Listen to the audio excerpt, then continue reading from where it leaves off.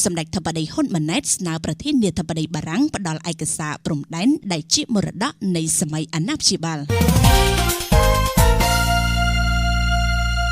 ប្រមុខរដ្ឋាភិបាលកម្ពុជាសម្ដេចហ៊ុនម៉ាណែតបានស្នើឲ្យបារាំងពិចារណាផ្ដល់ការគាំទ្របច្ចេកទេសជំនាញនិងការប្រឹក្សាយោបល់ព្រមទាំងសម្រួលការទទួលនិងផ្ដល់ឯកសារប្រវត្តិសាស្ត្រនិងបច្ចេកទេសពាក់ព័ន្ធទៅនឹងព្រំដែនអន្តរជាតិរវាងកម្ពុជានិងថៃដែលជាមរតកនៃសម័យអាណាព្យាបាលនេះបញ្ជាក់តាមសេចក្តីប្រកាសព័ត៌មានរបស់ក្រសួងការបរទេសនិងសហប្រតិបត្តិការអន្តរជាតិនៅថ្ងៃទី4 ខែកុម្ភៈឆ្នាំ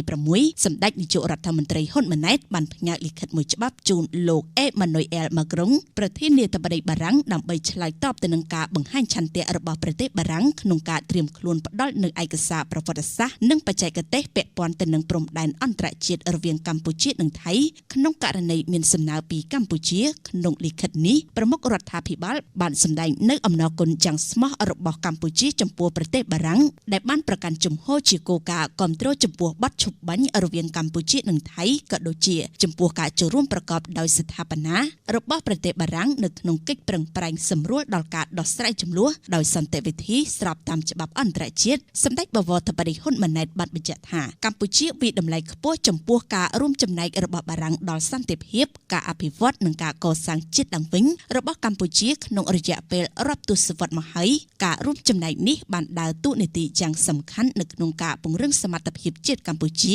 ហើយព្រមទាំងបានធ្វើឲ្យភាពជាដៃគូពហុវិស័យរវាងប្រទេសទាំងពីរកាន់តែមានភាពស៊ីជម្រៅថែមទៀត